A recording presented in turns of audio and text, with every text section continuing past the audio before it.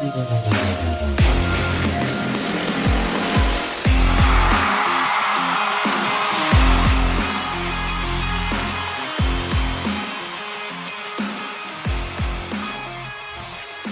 Michael Pittman Jr. says he's going to be testing free agency before making a decision as to whether or not to re-sign with the Indianapolis Colts. And real quick, let me put on my reading glasses, right? These glasses, of course, totally real specs, and I need them to read, obviously. So let me pull this up real fast just to kind of give you what Michael Pittman actually said, so we know I'm not talking out of my ass here. Okay, here we are, right?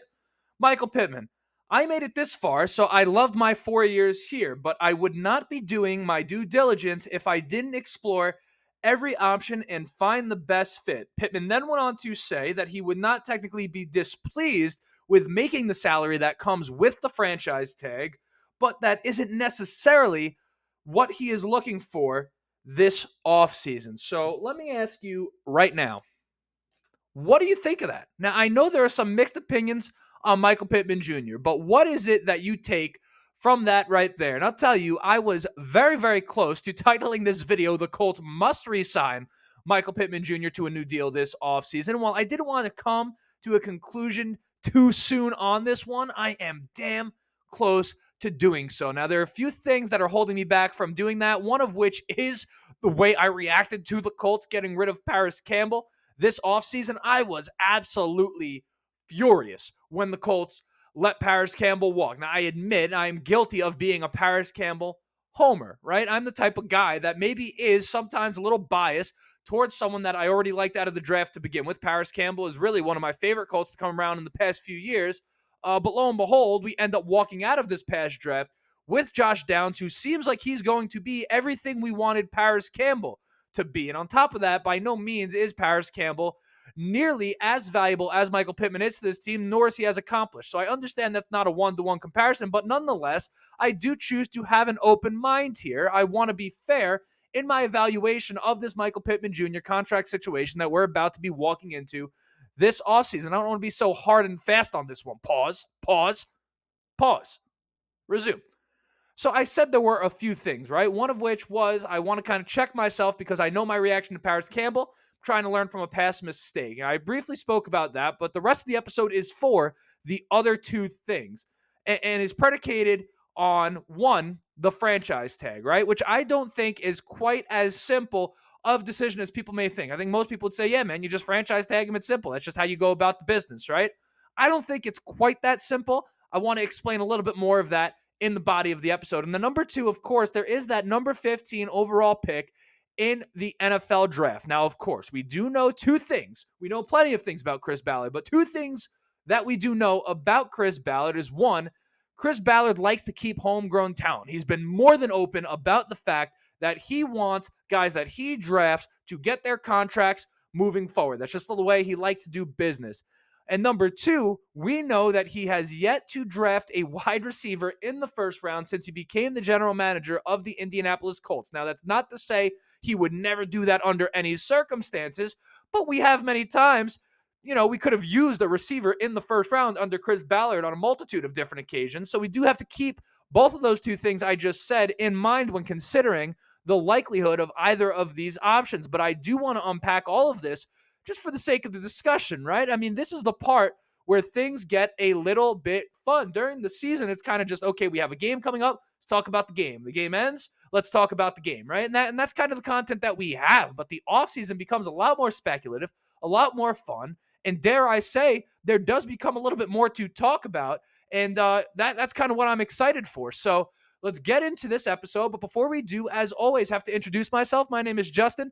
This right here is the Right on the Bench Colts podcast. As always, I ask anyone enjoying the video, if you're watching on YouTube, go ahead, shoot it a like. Going to help me get out to as many Colts fans as humanly possible. If you're listening to the audio version, perhaps you leave a review, a 5-star review even. That also is going to help me get out to other Colts fans. On YouTube, we just hit 2,000 subscribers. Thank you guys so much for that.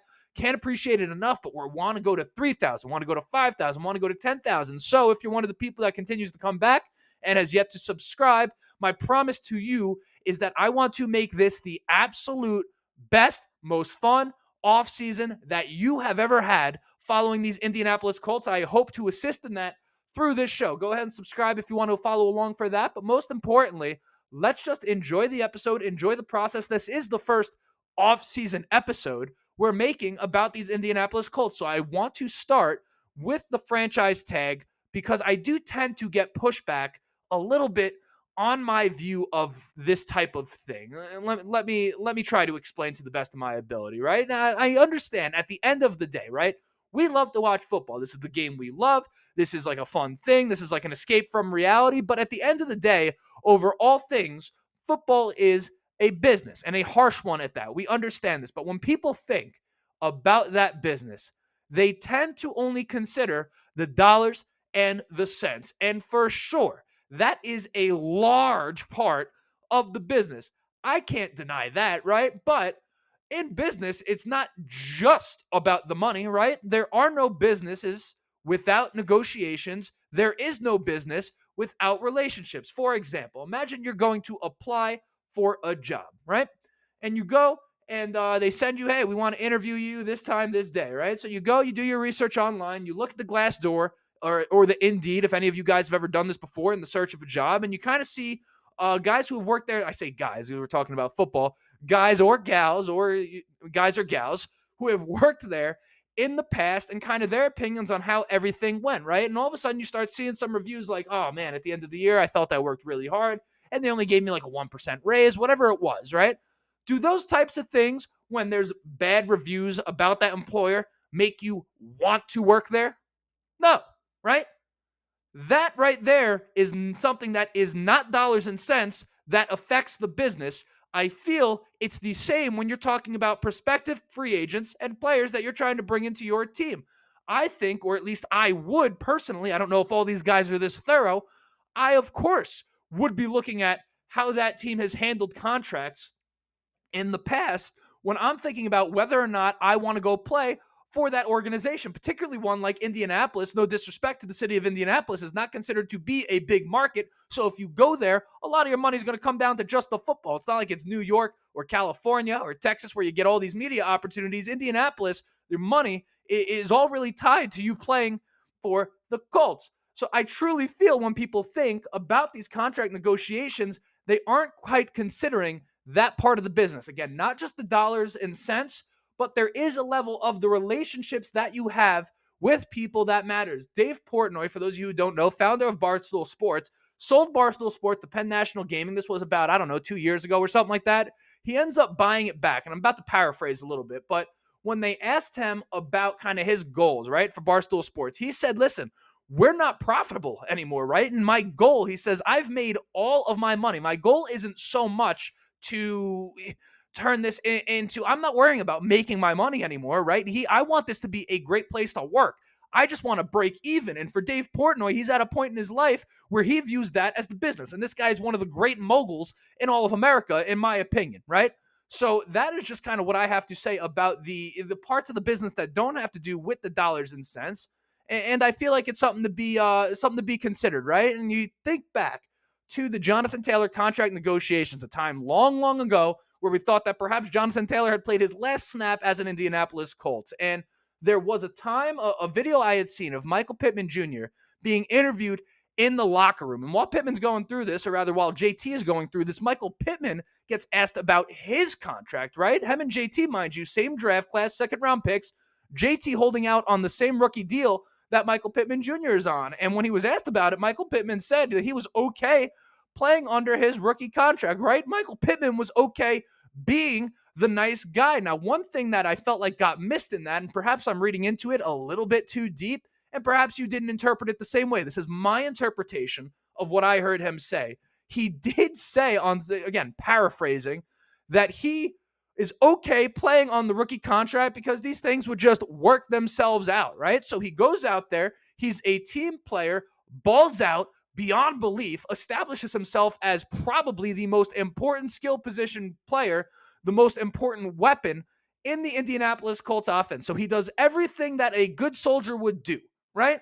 So now he goes this offseason, hypothetically, now I'm getting ahead, I'm laying out a scenario for you, right? He goes, negotiates with other teams. The Colts then see those offers, and instead of matching one of those offers, after Pittman did everything you can possibly ask for out of a guy in his position as the organization, right? Team player, good guy, the whole deal, right? It does that all. Instead of matching the contract for his good service, they franchise tag him. Imagine that, right? Imagine you're Michael Pittman Jr. You do all that. You do it for them. You do it for the team. You do it for the shoe, right? You do it for the shoe.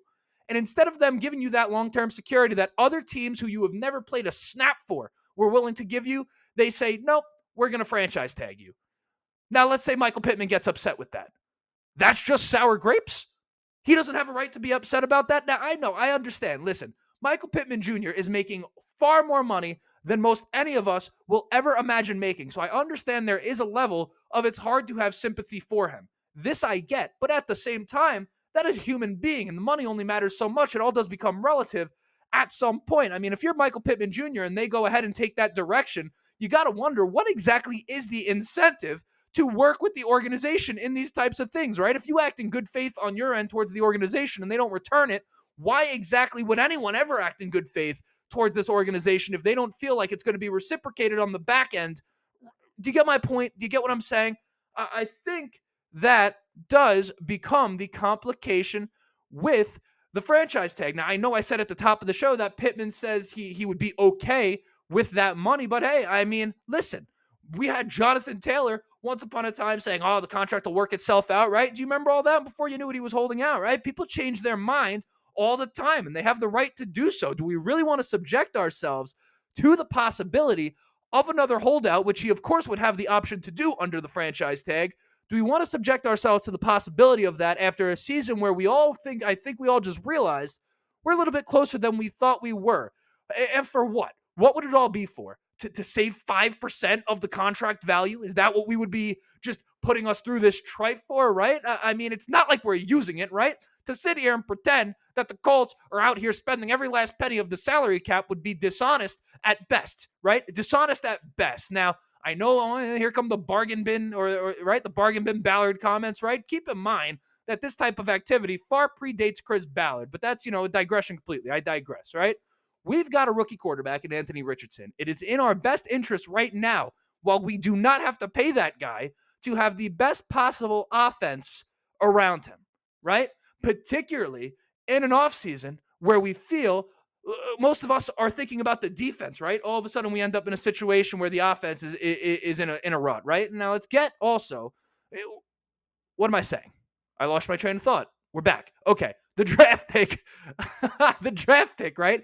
The 50, I was going smooth. Every now and then you have a brain fart. I'm not high or anything like that, but if I was, that's probably the type of thing that would have happened, right? So the 15th overall pick in the draft. The foolproof way, if you were to franchise tag Michael Pittman, I suppose the way to foolproof that would be to invest in a wide receiver at the 15th overall pick, right? Because you franchise Michael Pittman Jr., best case scenario, Michael Pittman Jr. is actually okay with doing that, and you're able to work through a contract as the season approaches and continues. And then this new guy perhaps can come in, take the place of an Alec Pierce, let's say, who I don't think stinks. I think Alec Pierce gets too hard of a time, but there's no question at minimum he can use someone there to push him to be better. A first-round pick at the position would certainly add a sense of urgency to Alec Pierce and what he has to do to ensure that he has a contract with the Indianapolis Colts moving forward, right? That would be a best-case scenario. Now, you may end up even in a spot where the kid is so good that maybe you make the decision that you can afford to let Michael Pittman walk. Now, I admit this is not at all what I'd like, and this is not at all what I think is likely. I'm just presenting the possibilities here, but at least, at minimum, you have a level of flexibility in your decision if you are to draft the guy with the 15th overall pick. Not saying that's what they should do. Again, just kind of trying to unpack all of this for you so when you have the discussions, you have them in a well-informed manner, right? It's one of my big goals over here is to make sure that Colts fans are a smarter fan base than they were before I started talking about the team. And that's kind of what we're on over here, right? So my prediction for you to wrap it all up in a bow, Michael Pittman Jr. will end up back with the Colts. I actually think they will end up actually re-signing him to a contract, but it doesn't mean it's going to happen. We've seen this team, get a little funky with the contract situation. We do know that they're pretty stingy, pretty strict on how they handle that type of thing. My fear is that we franchise tag him, we offend him, and it bites us in the ass. He holds out, and now our receiving core ends up worse off next season than it was this season in an off season where we think the offense is going to be just fine and all of our minds are on the defense, right? And all of a sudden this problem just sneaks up on us. So that right there are kind of my initial thoughts here on the Michael Pittman contract situation. I'm sure this is not going to be the last video I make on it, but this is the first one that I'm making to kind of set the stage for the offseason. My plan is to have the next episode out on Friday. Don't know when you're watching this. Maybe Wednesday, maybe Thursday. Thinking Friday, Saturday. I got some ideas. Just got to sort through all of them, organize them so I could actually come onto this camera and make a little bit of sense for you guys. But without further ado, that was it. That was the whole episode. My name is Justin. This right here was the Ride in the Bench Colts podcast. Like, subscribe, leave a review if you've not done so yet. But until next time, go Colts.